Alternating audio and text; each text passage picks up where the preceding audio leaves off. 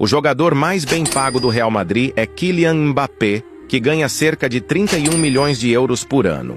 O jogador mais bem pago do Barça é Robert Lewandowski, que tem um salário estimado em 20 milhões de euros anuais. O jogador mais bem pago do PSG é Ousmane Dembélé, que ganha cerca de 18 milhões de euros anuais. O jogador mais bem pago do Manchester City é Erling Haaland, que ganha 27 milhões de euros no ano. O jogador mais bem pago do Bayern de Munique é Harry Kane, com um salário anual bruto estimado em 25 milhões de dólares.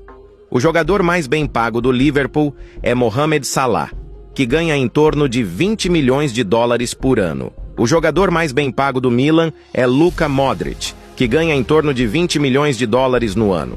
Agora põe seu time aqui nos comentários que irei te dizer qual jogador mais fatura dele.